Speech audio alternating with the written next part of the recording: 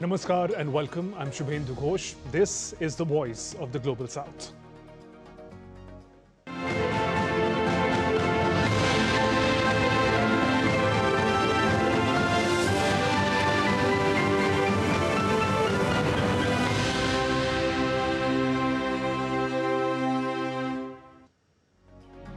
All right then, let's get started. On the show this week, Group Captain Subhanshu Shukla returns from International Space Station.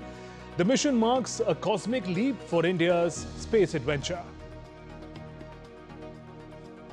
India's External Affairs Minister S. Jaishankar raises Pahalgam terror attack at SCO meet in China, pushes for uncompromising stand on terrorism. And thousands of Afghans brought to the UK under secret program after data leak. All that and more coming up on Voice of the Global South.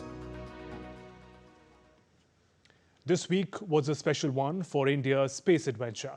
Group Captain Subhanshu Shukla returned safely to Earth on Tuesday, marking the successful conclusion of a groundbreaking mission to the International Space Station. He was part of the four-member Axiom 4 crew aboard SpaceX Dragon capsule Grace, which splashed down in the Pacific Ocean off the coast of California. The capsule's safe landing followed a fiery re-entry and about 22-hour return journey from the orbit. Prime Minister Narendra Modi hailed the mission as a historic milestone. The Axiom 4 mission has successfully concluded with the return of ISRO Gaganyatri Subhanshu Shukla, marking a proud moment both for ISRO and India as he returned after a historic 18-day scientific mission aboard the International Space Station. The mission was conducted in collaboration with NASA, Axiom Space, ESA, ISRO, and other international partners. Earlier on 25th June, the mission successfully launched from NASA's Kennedy Space Center in Florida using SpaceX Falcon 9 rocket. Subhanshu Shukla, a pilot in the Indian Air Force, was part of the Axiom Mission 4 along with three others: mission commander and former NASA astronaut Peggy Whitson, Polish ESA astronaut Slavoj Uzanski-Winawski, and Hungarian payload specialist Tibor Kapu. Docking at the International Space Station, Subhanshu Shukla became the first Indian to reach the ISS. While on the International Space Station, Subhanshu Shukla worked in close partnership with members of the Axiom 4 crew and also Expedition 73, contributing to the daily rhythm of ISS operations and supporting joint science, maintenance and outreach efforts. He completed a suite of very critical experiments aimed at enhancing understanding of human spaceflight and microgravity science. The experiments were related to the growth and radiation response of edible algae in the space, meiogenesis or muscle regeneration with supplement treatment in space, also microgravity growth of sprouts like methi and moong, resilience and aging patterns of microscopic organisms like tardigrades, cognitive testing with in-flight user interface displays, and comparative growth of cyanobacteria and proteomics. This is the impact of microgravity on seed physiology that was also studied. Now, all experiments were completed successfully and samples have been returned for detailed post-flight analysis. Gaganyatri Subhanshu Shukla participated in a historic live interaction with Prime Minister Narendra Modi from aboard the International Space Station. During the conversation, Prime Minister commended Shukla's contribution to India's space journey. आप आज मातृभूमि से, नमस्कार। भारत भूमि से सबसे दूर है, लेकिन भारतवासियों के दिलों के सबसे करीब है। आपके नाम में भी शुभ है और आपकी यात्रा नए युग का शुभ आरंभ भी है। इस समय बात हम दोनों कर रहे हैं, लेकिन मेरे साथ 140 करोड़ भारतवासियों की भावनाएं भी हैं। मेरी आवाज में सभी भारतीयों का उत्साह और उमंग शामिल है। अंतरिक्ष में भारत का परचम लहराने के लिए मैं आपको हार्दिक बधाई और शुभकामनाएं देता हूं। मैं ज्यादा समय नहीं ले रहा हूं, तो सबसे पहले तो ये बताइए, वहां सब कुशल मंगल है? आपकी तबीयत ठीक है? जी प्रधानमंत्री जी, बहुत बहुत धन्यवाद आपकी विशेष का और 140 करोड़ मेरे देशवासियों की विशेष का।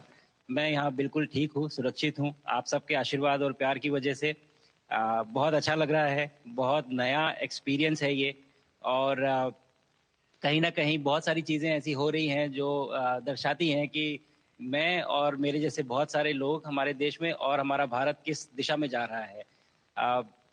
ये जो मेरी यात्रा है, ये पृथ्वी से ऑर्बिट की 400 किलोमीटर तक की जो छोटी सी यात्रा है, ये सिर्फ मेरी नहीं है।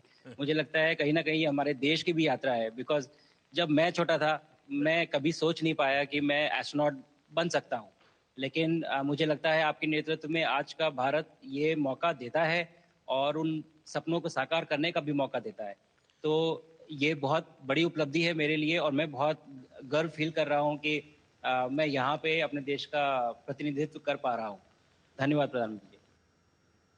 And as the mission came to a close, a special farewell ceremony for the AX-4 crew was conducted aboard the ISS. Expedition 73 crew members and mission control teams express appreciation for the collaborative efforts and mark the occasion with special symbolic gestures of international friendship, including commemorative mission patches and final photographs in the Harmony module. So Peggy, TB, Shooks, and Suave, we really enjoyed your company, and thank you so much for bringing a lot of joy, excitement, inspiration, and other positive ways to make our experience here even better. And your dedication to science and your professionalism definitely marked a new standard for the private astronaut missions. And we hope that you guys enjoyed your time being here. And we also hope that the time you spent here will become unforgettable moments in your lives. We really enjoyed ourselves up here. It was an amazing experience. It's always great to work with a bunch of professionals, which you are, but it's even more special to work with folks that have become our friends even more deeply. And we really appreciate the fact that the camaraderie and the teaching that you guys offered to the crew was really exceptional. It has been an incredible journey. I did not imagine all this when I started on Falcon 9 on 25th. And I think it has been made amazing or incredible because of the people who are involved. The team that is standing behind me, you guys have made it really special for us being here on the station. And it was an incredible joy to be here and working alongside with a bunch of professionals like you. Over the past 2.5 weeks or so, we have done a lot of science on the station. We have done outreach activities and also looked back at the Earth. Whatever time we found, we were always looking out the window.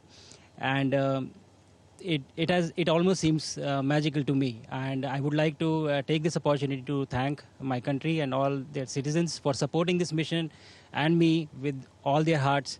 And I would like to thank ISRO for making this happen, all the colleagues at ISRO who have worked tirelessly in developing all the protocols, the science and the outreach activities, the researchers back in India, the students who developed the outreach items that I carried.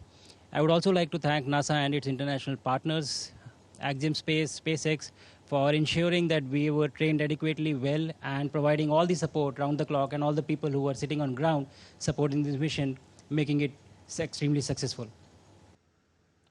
Following the ceremony, the crew proceeded with the hatch closure, the vehicle ingress, and the SpaceX Dragon spacecraft undocked from ISS later on 14 July, beginning its return journey to Earth.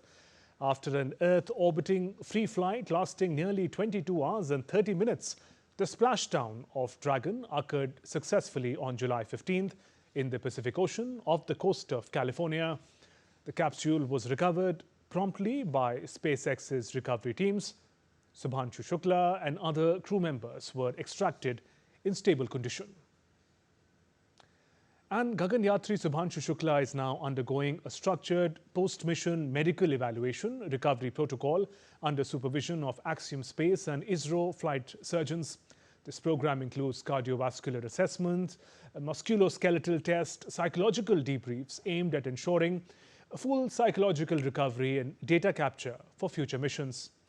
Now, what made this mission historic for India was also how Group Captain Subhanshu Shukla takes forward the legacy of Wing Commander Rakesh Sharma. Rakesh Sharma was the first Indian to travel to space. On 3rd April 1984, he and two cosmonauts from Soviet Union flew on board Soyuz T-11 to space station Salyut 7. Over 4 decades later, an Indian was in space once again. Now back on Earth, Subhanshu Shukla shared a series of emotional reunion photographs on Instagram showing him embracing his wife and young son, saying, "Felt like home," he wrote, capturing the joy and vulnerability of finally holding his loved ones after weeks of isolation. So how does Captain Subhanshu Shukla's mission pave the road ahead for India's space program? First, Gaganyaan mission. The experience gained from Axiom 4 mission, including training, experiment, execution, international collaboration, will strengthen ISRO's preparations for Gaganyaan mission. The mission, remember, involves over 500 micro, small and medium enterprises, fostering a domestic space tech ecosystem. Also, second, a microgravity research ecosystem. The 7 ISRO experiments conducted during AX4 are expected to nurture advanced microgravity research in India, supporting disciplines like biomedical science, material science and space technology.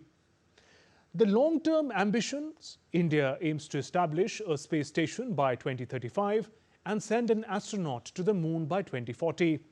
The mission is a foundational step, providing operational data and international partnerships to support these goals.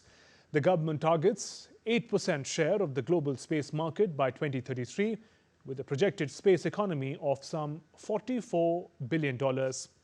And commercial spaceflight: India's participation in AX4 reflects a strategic shift towards leveraging commercial space services, as NASA no longer conducts government-sponsored foreign astronaut missions. This approach may continue, with ISRO collaborating with private entities like Axiom Space and SpaceX. Moving on April 22nd this year, a dastardly terror attack in Pahalgam, Jammu and Kashmir, shook India. 26 innocent civilians were killed. India responded swiftly, militarily and diplomatically. In the latest, at the Shanghai Cooperation Organization (SCO) meet in China, India's External Affairs Minister S. Jaishankar urged the regional grouping to take an uncompromising stand against terrorism. Ragini Sudhir Chaure gets us more. On April 22, 2025, the tranquil hills of Paisara near Pahalgam in Jammu and Kashmir were shattered by a brutal and calculated act of terror. 26 civilians, most of them tourists, including women and children, were gunned down in cold blood by terrorists who reportedly identified victims by their religion before executing them. The attack shocked the nation and the international community, reminding the world of the horrifying capabilities of terror networks operating with impunity in the region. Responsibility for the carnage was swiftly claimed by the Resistance Front, or TRF, a shadowy group widely known as a front for the Pakistan-based Lashkar-e-Taiba. This wasn't an isolated incident, but a deliberate assault meant to destabilize the region, derail the tourism economy of Jammu and Kashmir, and fan the flames of communal division. Just over 2 weeks later, on May 7th, the Indian government launched a decisive countermeasure, Operation Sindoor. This surgical offensive targeted 9 terror infrastructure sites across Pakistan and Pakistan-occupied Kashmir. These sites, according to Indian intelligence, were used for training, funding, and launching cross-border attacks. The operation was India's most extensive cross-border military response since Balakot in 2019. Pakistani forces retaliated with shelling of civilian areas in Jammu and Kashmir, but the violence de-escalated by May 10th after a diplomatic understanding was reached. India, however, had made its message loud and clear that terrorism will be met with firm and calculated resolve. India continues to raise the issue of cross-border terrorism on the international stage. At the recent Shanghai Cooperation Organization (SCO) Council of Foreign Ministers meeting held in China, External Affairs Minister Dr. S. Jaishankar directly addressed the Pahalgam tragedy in his speech. Speaking in the presence of senior diplomats from SCO member states, including Pakistan's Deputy Prime Minister and Foreign Minister Ishaq Dar, Jaishankar said that the attack was not just an assault on innocent lives, but an attempt to undermine Kashmir's economic revival and sow religious discord. He reminded the gathering that terrorism, extremism, and separatism were the very evils the SCO was created to combat. Yet he discussed there were growing hesitations and divisions when it came to confronting these threats head-on. Jaishankar underscored that the perpetrators, sponsors, financiers, and organizers of the Pahalgam massacre must be brought to justice and called for an uncompromising global stance against terror. While there was no joint declaration issued at the end of SCO foreign ministers' meet, reportedly due to internal disagreements over how terrorism should be referenced, Jaishankar's words resonated beyond the room. His appeal followed the failure of the SCO defense ministers' meeting last month to issue a joint statement, again due to the same divisions. Yet India pressed on, determined not to let the issue of terrorism be watered down by diplomatic doublespeak. We are responding to a particularly barbaric terrorist attack on 22nd April in the Indian Union Territory of Jammu and Kashmir. This attack compelled us to respond on 7th May by striking at cross-border terrorist infrastructure. Our response was targeted and measured. It is not our intention to escalate the situation. However, if there are military attacks on us, there should be no doubt that it will be met with a very, very firm response. Interestingly, Pakistan's Foreign Minister Ishaq Dar avoided mentioning terrorism altogether in his speech at the SCO. Instead, he accused India of engaging in strategic recklessness and rhetorical belligerence, claiming Pakistan had shown restraint despite rising tensions. He also reiterated Pakistan's position on Kashmir, calling for the implementation of United Nations resolutions, a point that was largely ignored by other members. Meanwhile, India's efforts received a powerful endorsement from across the globe. In Washington, D.C., the U.S. State Department announced that the Resistance Front had been designated as a foreign terrorist organization, FTO, and a specially designated global terrorist, SDGT. The decision was hailed by Secretary of State Marco Rubio, who described TRF as a direct proxy of Lashkar-e-Taiba and said that the designation reflected the United States' commitment to holding terrorists accountable. He specifically referenced the Pahalgam attack, calling it the deadliest assault on civilians in India since the 2008 Mumbai terror attacks. The announcement marked a major milestone in India-US counter-terrorism cooperation. Reacting to the news, Minister Jaishankar posted on X, calling it a strong affirmation of India-US counter-terrorism cooperation. He thanked the US government for acknowledging the seriousness of the April 22nd attack and reaffirmed India's zero-tolerance policy towards terrorism. The Indian Embassy in Washington echoed this sentiment, stating that the designation was another demonstration of strong India-US cooperation in countering terrorism. Beyond the immediate tragedy and diplomatic response, the Pahalgam attack has reignited debates about the future of regional cooperation in South Asia. During his remarks at the SCO meeting, Jaishankar criticized Pakistan for blocking transit routes for India-Afghanistan trade and called for greater regional connectivity.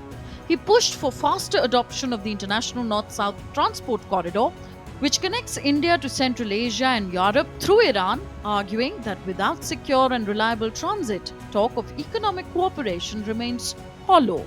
He also addressed the issue of Afghanistan, an SCO observer state that has not been invited to the meetings since the Taliban's takeover in 2021. Jaishankar emphasized that India's concerns for the Afghan people remain consistent and urged SCO members to enhance development assistance for long-term stability. In what was seen as a cautious diplomatic move, Jaishankar met with both Russian Foreign Minister Sergei Lavrov and Iranian Foreign Minister Abbas Araghchi, building on discussions held earlier this month at the BRICS summit in Brazil. The Indian minister also called on Chinese President Xi Jinping and Vice President Han Cheng, describing their talks as focused on the continued normalization of India-China relations, still strained after the Galwan clashes of 2020.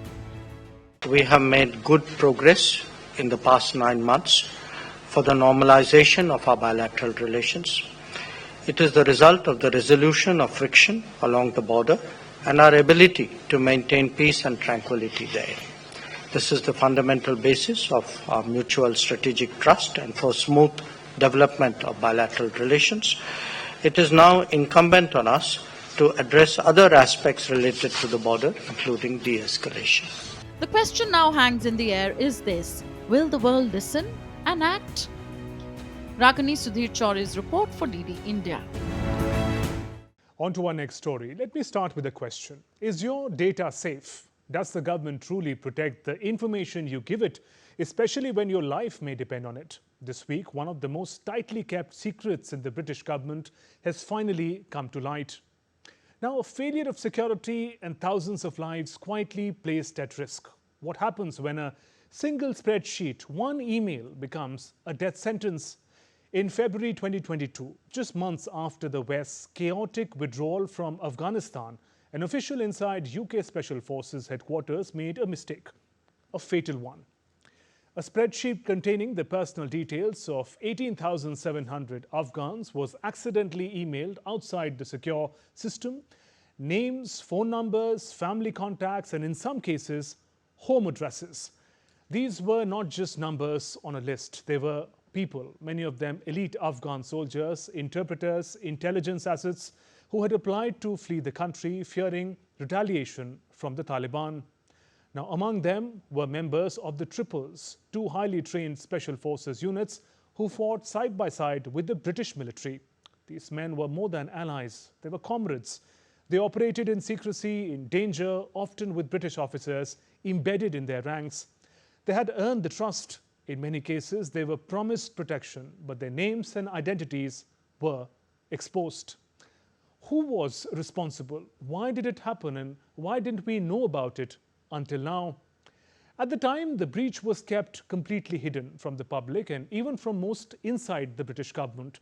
The Ministry of Defence took extreme legal action, applying for one of the most powerful gag orders the British legal system allows, a super injunction that meant no one could report on the leak, no one could mention the court case, and no one could even say the order existed. And then, after a serious data breach within the UK Ministry of Defence that exposed the personal details of thousands of Afghans who had applied for the ARAP scheme, the UK government was forced to undertake a secret relocation program for thousands of these individuals to the UK to protect them from potential Taliban reprisals, highlighting the ongoing risks faced by those associated with the previous government and foreign forces. Behind the scenes, a scramble began. If the list had fallen into the wrong hands, what could it mean? Could it be used for targeted reprisals? Could people already be dead?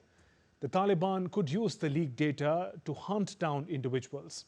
Upgraded the order to a full super injunction, the first of its kind related to Afghan resettlement. To this day, Ministry of Defence has refused to say whether anyone was harmed as a result of the breach, but the officials feared the worst.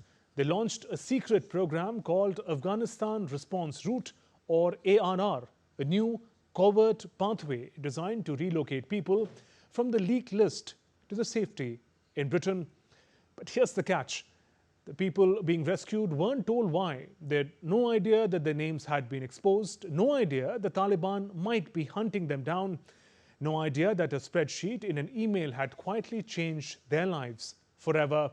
By April 2024, officials estimated nearly 20,000 people could be eligible for relocation under the new program.